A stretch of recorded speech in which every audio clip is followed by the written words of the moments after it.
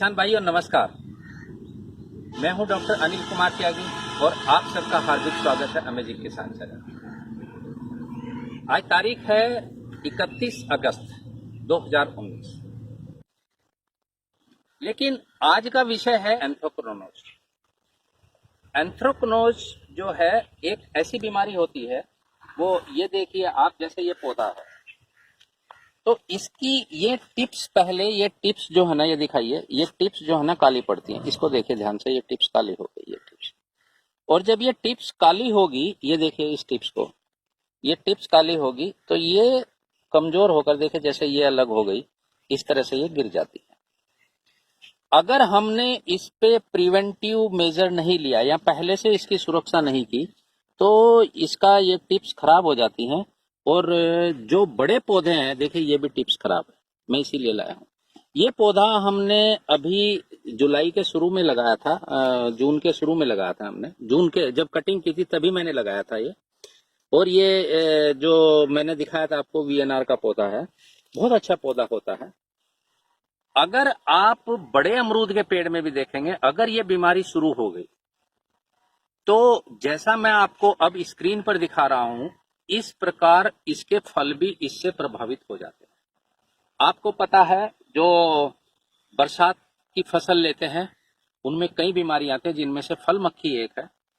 लेकिन ये बीमारी बहुत ही खतरनाक है, ये कभी भी आ सकती है। इस बीमारी का जो मेन कारण है, अगर ये इस तरह से हो गया तो जब कलियां आती हैं, कलियां भी देखिए इस प्रकार से गिर जाती हैं, गिर जाती है, कलियां भी गिर जाती हैं। और फिर इससे अमरूद भी प्रभावित हो जाते हैं, उन पर धब्बे आ जाते हैं और उनका बाजार में कोई भाव नहीं मिलता। इस बीमारी की हम किस प्रकार रोकथाम करें, यही आजकल हमारा विषय है।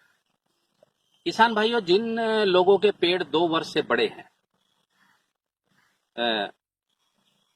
उनको क्या करना है, 25 जून के आसपास प्रोपेकोनोजोल का 2 ml प्रति लीटर का एक छिड़काव करना, ये बहुत जरूरी है। इससे प्रोपेकोनोजोल जो है ना, एक सिस्टेमिक फंगिसाइड है। जैसा कि मैंने आपको अपनी वेबसाइट में एक लेख के द्वारा बताया कि सिस्टेमिक फंगिसाइड जो होते हैं ना, वो क्या करते हैं, जब उनका छिड़काव करते हैं हम, तो पत्तियों में अंदर समाहित हो जाते हैं और अंदर जाकर कोशिकाओं के साथ काम करते हैं और अंदर से फंगस पर इफेक्ट करते हैं। तो जब अंदर से पौधा स्वस्थ होगा तो बाहर से उस पर नहीं आएगा। इस बीमारी का जो मुख्य कारण है वो है ह्यूमिडिटी। बहुत लंबे समय तक जब बारिश होती रहती है या मौसम में धूप नहीं निकलती, इस तरह से हो जाती है, तो ये नमी के कारण होता है। और ये कभी कभी फरवरी मार्च में बहुत होता है और या जुलाई अगस्त में बहुत इसका प्रकोप होता है। अगर आपने जून में इसका प्रबंधन कर दिया तो फिर कोई इसकी प्रॉब्लम नहीं आती। अगर ये रोग आ गया और आपके पौधे, आप बरसात की फसल ले रहे हैं, तो इसमें आपके पौधों पर धब्बे भी हो जाएंगे। और जरूरी नहीं है ये प्रकोप आपका बाद में जुलाई अगस्त में जो आता है, जुलाई अगस्त में आने वाला जो प्रकोप है, ये सर्दियों की फसल पर इफेक्ट करता है। तो सर्दियों में जो अमरूद अच्छे लेने की आप सोच रहे हैं, वो अमरूद खराब हो जाएंगे। जैसा मैं स्क्रीन पर दिखा रहा हूं, ये अमरूद सब खराब हो जाएंगे। इसलिए आप इस बीमारी का, अक्सर ये देखा गया है, आपके पौधे छोटे हों बड़े हों, अगर आपने लगाए हैं, उसी वर्ष नहीं लगाए, 1 वर्ष से बड़े हैं, तो 25 जून के आसपास एक बार प्रोपेकोनोजोल 2 ml का स्प्रे जरूर करिए। और अगर इसमें आप 19-19-19 का, अगर रासायनिक खेती करते हैं तो 19-19 का आप स्प्रे भी कर दीजिए। अगर आप जैविक खेती कर रहे हैं तो वेस्ट डिकम्पोजर लीजिए, 50% वेस्ट डिकम्पोजर का स्प्रे करिए। और एक फंगस आता है जिसे मेटारिजियम एनासोपोली बोलते हैं, आप उसका 6 ml, अगर लिक्विड है तो 6 ml प्रति लीटर लेकर उसका छिड़काव करिए। और अगर पाउडर के रूप में लिया है तो 8 ml लेकर उसका छिड़काव करिए। तो आप इस बीमारी से बचे रहें। न आपके पौधे खराब होंगे, न ये होंगे। एक और, जो लोग रसायन में तो इसका प्रोपेकोनोजोल है, वो इसका बिल्कुल आपको खत्म कर देगा, नहीं होगा ये बिल्कुल भी। लेकिन जैविक खेती में थोड़ी प्रॉब्लम है। जैविक खेती में आपको मैंने 2 चीजें बताई, एक और चीज मैं बता रहा हूँ, नीम का तेल। अगर 10,000 ppm का नीम का तेल लेते हैं तो 3 ml प्रति लीटर स्टिकर में पहले मिलाइए, उसको स्टिकर में मिलाकर उसका छिड़काव करिए। और एक बार 15 जुलाई के आसपास हो बीमारी या ना हो तो आप इसका छिड़काव अवश्य कर दें, तो आपके पौधे हमेशा स्वस्थ रहेंगे, ये बीमारी नहीं आएगी। जैसे अब आ गई, मैंने इन पर स्प्रे करा दिया, अब ये खत्म हो जाएगी। ये था आज का पहला भाग, जो मैंने बताया है कि एंथ्रेक्नोज क्या है और ये बीमारी क्या है। सबसे पहली पहचान मैं फिर बता देता हूँ कि इसकी जो टिप्स होती हैं वो काली पड़ जाती हैं और धीरे धीरे सूख कर गिर जाती है। जो फसल है, फल है, उन पर भी अफेक्ट होता है, उन पर धब्बे आ जाते हैं, काले काले धब्बे आ जाते हैं, फल खराब हो। आइए अब बात करते हैं दूसरे। ये जो पौधा है ये मैंने 3-4 जून को लगाया था। ये VNR का पौधा है, इसमें देखिए कितनी कली आई हुई है। लेकिन मैंने इन सब को तोड़ देना है क्योंकि पौधा छोटा है। लेकिन आप देखिए कितने खूबसूरत अमरूद है इसमें, ये देखिए 4 ये रोके हुए हैं और कितनी कलियां आ रही हैं इसमें। देखिए इसमें भी ये जो है ना आपका ये बीमारी आ गई, ये जो एंथ्रेक्नोज की बीमारी है, ये इसकी पहचान है। ये देख लो, अच्छी तरह से समझ लीजिए आप। दूसरा पौधा है ये मेरा ललित का। ये 14 महीने का पौधा है। आप देखिए इस पर कितने फ्लावर आए, कितने फल लगे हुए। तो मैंने इन पर 3-3, 4-4 के उसमें थे, लेकिन मैंने इनको सेलेक्ट करके तोड़ दिया। और एक शाखा पर अगर आप देखेंगे, एक शाखा पर मैंने 2 ही छोड़े हैं, 1, 2। आप ये देखिए 1, 2, 1, 2, 1, 2, 1, 2। अब मैं इनकी 1-2 दिन में एक कटिंग करूंगा। ये देखिए एक है। जिस शाखा पर अमरूद नहीं है उस शाखा को मैं हटा दूंगा। ये है एक पेड़। ये देखिए, इधर आइए और आपको एक पेड़ और दिखाता हूं मैं। ये मेरे हिसाब से ये बर्फ खान का पेड़ है मेरा जो है ना, और इस पर भी कुछ फल आए हुए हैं। ये देखिए, एक ये है, एक ये है और ये लगे हुए हैं। कुछ ये सब नहीं है। मैंने इनकी ऊपर से, ताकि बढ़वार ज्यादा ना हो और जो असर आए इन पर आए, तो इस प्रकार इनकी कोमल ये जो ऊपर की जो टिप्स होती हैं इनको मैं तोड़ दिया था। जैसे ये मैं तोड़ रहा हूं, ये तोड़ दिया। अब क्या होगा, इसमें फुटान होगी। देखिए कितने अच्छे अमरूद आए हुए हैं। मैं आपको 1-2 और पौधा दिखाता हूं। इधर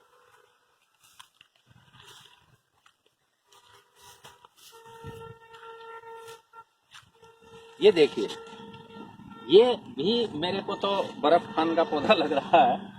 तो ये देखिए इस पर कितने हैं। जब अमरूद आ जाएंगे जब पता चलेगा। देखिए कितने अमरूद आए हुए हैं इस पर, ये देखिए भयंकर। और मैंने काफी अमरूद इसके तोड़ दिए। अब मुझे क्या करना है, देखिए 3-3 अमरूद आए हुए हैं इस पर। ये 3 हैं, ये 2 हैं छोटे से इस पर, ये 1 है, ये 1 है। ये देखिए कितने अमरूद आए हुए हैं 3 शाखाओं। तो जिन शाखाओं पर अमरूद आए हुए हैं उन्हें ऊपर से अगर हम तोड़ देते हैं तो इनकी बढ़वार खत्म हो जाती है। और ये जो एनर्जी है, ये एनर्जी अब आपके जो फल हैं उनको मिलने लगेगी और आपके फल जल्दी बड़े होंगे। किसान भाइयों, इसमें मैंने अभी लगभग 15 दिन पहले नीचे 100 ग्राम DAP और 50 ग्राम पोटास इनमें लगवाया था। और इसे देखने के बाद पहले मैंने दिखाया था कि काफी पौधे मेरे पीले हो गए थे, लेकिन वो अब हरे हो गए। वो मैं आपको दिखाता हूँ। आइए वो भी मेरे, इस पौधे को ध्यान से देखिए कि इस पौधे में ये जो भाग है ये देखिए पीला है और इस पे कुछ धब्बे भी आए हुए हैं। इसमें क्या करें, ये देखिए। लेकिन यहाँ से ऊपर का जो भाग है ये हमारे खाद डालने के बाद का परिणाम है। ये मुझे जो है उन्होंने, जैन साहब ने बताया था। तो इसमें मैंने प्रति पौधा 100 ग्राम DAP और 50 ग्राम पोटास और इसमें 50 ग्राम मैंने सल्फर दिया। जितने ये पीले पौधे हैं इनमें मैंने सल्फर दिया था। अब आप देखिए ऊपर से, इसको ध्यान से देखिए कितना हरा चल रहा है। और इसमें स्प्रे भी करा। एक ये पौधा है और ये देखिए, ये पौधा मेरा उसका है, ललित का है। देखिए कितनी शोकिंग आ जाती। इनको हमें कुछ तोड़ना है। ये देखिए अभी पूरे नहीं छटे। ये देखिए कितनी शोकिंग आ गई है। तो जहाँ जहाँ ये बहुत ज़्यादा हैं, जैसे कहीं की मात्रा में है गुच्छों में, तो उनको हम तोड़ देते हैं ताकि हमारा जो है ना फल स्वस्थ रहे। एंथ्रोक्विनोन पर एक है प्रोपेकोनजोल और उसके बाद एक और भी है जो यूपीएल का साफ नाम से आता है। साफ में क्या है, कार्बेंडाजिम है 12% और मैनकोजेब है 63% होता है, जो कि एक संपर्क यानी कॉन्टैक्ट फंगीसाइड है और सिस्टेमिक फंगीसाइड है। ये दोनों का काम करता है। अगर आप इसे भी छिड़कते हैं, और छिड़कना चाहिए आपको एक बार इसको, जब मैंने बताया था कि जुलाई के प्रथम वीक में एक छिड़क दीजिए 30 ग्राम प्रति 15 लीटर की टंकी। ध्यान ये रखना है आपको कि आपको उसमें एक स्टिकर अवश्य मिलाना है। कोई भी स्टिकर मिलाए, चाहे शैम्पू का पोच मिलाए, चाहे बाजार से कोई स्टिकर खरीदे, ये आपकी इच्छा है। तो ये ध्यान रखना है। और ये भी ध्यान रखना है कि अगर आप सर्दी की फसल ले रहे हैं तो 25 जून के आसपास प्रोपेकोनजोल का स्प्रे अवश्य कीजिए। और जुलाई के फर्स्ट वीक में एक आप जो है ना, चाहे प्रोपेकोनजोल के साथ ही कर दीजिए, नहीं तो जुलाई के फर्स्ट वीक में आप साफ की जरूर करिए। जो यूपीएल का साफ है उसमें सिस्टेमिक और कॉन्टैक्ट फंगीसाइड दोनों होते हैं। किसान भाइयों, ये थी मेरी आज की प्रस्तुति। जो अमरूद में बरसात में एक रोग होता है, सब परेशान होते हैं इससे, और इससे आपको जो टिप्स हैं वो काली पड़ती हैं, अमरूद खराब हो जाते हैं, उन पर धब्बे आते हैं। तो ये थी हमारी आज की प्रस्तुति जो अमरूद की देखभाल में जो बरसात में आती है उस पर थी। अब भी अगर आपके कोई सवाल हैं तो मेरा आपसे निवेदन है कि आप हमारा टेलीग्राम पर जो अमेजिंग किसान ग्रुप है उसके सदस्य बनिए, उसको ज्वाइन करिए, अपनी समस्या वहां बताइए, वहां बहुत एक्सपर्ट है। दूसरी चीज, अब मैंने एक नियम बना लिया है, जैसे मैंने पहले भी बताया था कि अगर आपको जो मैंने बताया है इसमें कोई संशय है तो आप हमारी वेबसाइट पर जाइए। तो अमेजिंग किसान वेबसाइट पर एक मेरा फ्रॉम अमेजिंग किसान डैश करके कॉलम है, उसमें ये लेख आपको मिल जाएगा। आप इस लेख को पढ़िए और फिर भी अगर समझ में नहीं आता तो आप अमेजिंग किसान ग्रुप पर देख सकते हैं, बात कर सकते हैं या मुझे लिख सकते हैं। किसान भाइयों, जो अमरूद की फसल आ रही है, अगर उसमें इतने ज़्यादा ये अमरूद हैं तो इनको थोड़ा कम करना सीखिए। ये देखिए कितने ज़्यादा अमरूद हैं, तो इनको कम कर दीजिए। अमरूद कम होंगे तो फले फूलेंगे ज़्यादा और आपकी। आइए अब देखते हैं चलते चलते सेक्शन। किसान भाइयों, अमेजिंग किसान वेबसाइट पर एक नया हमने एक सेक्शन ऐड किया है, अमेजिंग आइडियाज। इसमें हम जो हमारे किसान भाई जो स्थानीय रूप से में प्रयोग करते हैं, जो आइडिया देते हैं, हम उनको लिखते हैं। आज का आइडिया है कि फ्री में घर पर कैसे जैविक यूरिया बनाएं। देखिए, ये जो है इसको हमें बताया है जो हमारे कार्य समिति के सदस्य हैं और अमेजिंग किसान ग्रुप के सदस्य हैं श्री देवी शंकर जाट जी ने, जो सवाई माधोपुर के हैं। वो जैविक खेती करते हैं और उन्होंने बताया है कि घर पर कैसे जैविक यूरिया बनाएं। आप देखिए, जो हम यूरिया बाजार में लेते हैं वो हम जैविक खेती में नहीं डाल सकते, लेकिन अब हम क्या करें, या तो आपसे बायो जैविक खरीदिए आप बाजार से, जिसमें एजोटोबैक्टर होता है जो, लेकिन अगर फिर भी इसकी मात्रा कम पड़ती है तो घर पर जैविक बनाइए। इसका बड़ा साधारण तरीका है, हम सब जानते हैं गाजर घास।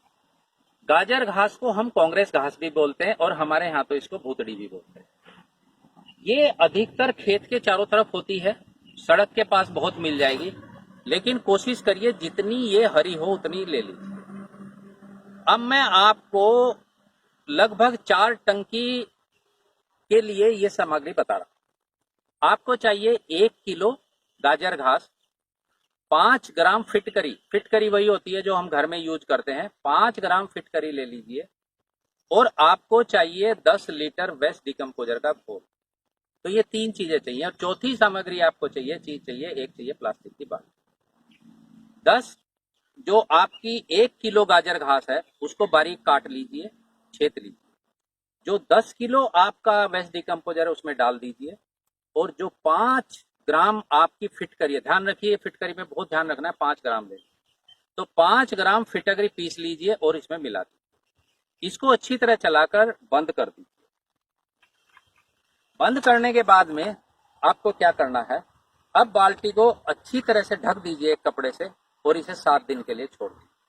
जब 7 दिन के बाद आप इसे खोलेंगे तो इसको छानकर इसका लिक्विड अलग कर लीजिए और इसका स्प्रे करिए। स्प्रे कैसे करते हैं कि एक 15 लीटर की जो टंकी होती है उसमें 750 ml इसमें से लीजिए, 750 ml लीजिए जो ये आपका है जैविक यूरिया का घोल लीजिए और 750 ml लेकर इसमें बाकी पानी मिलाइए। तो आप एक टंकी में 750 ml ये होगा जैविक यूरिया होगा और बाकी पानी होगा। और जब आप इसका छिड़काव करेंगे तो प्रति पौधे पर 15 ml के लगभग जैविक यूरिया जाएगा। आप इसे करिए, देवी शंकर जाट जी करते हैं, मैं भी करूंगा। अगर आपको अच्छा लगे तो आप अपना अनुभव से शेयर कीजिए और इसके लिए हम देवी शंकर जाट जी के आभारी। इसी के साथ विदा लेता हूं। धन्यवाद, नमस्कार, जय हिंद, जय भारत, वंदे मातरम।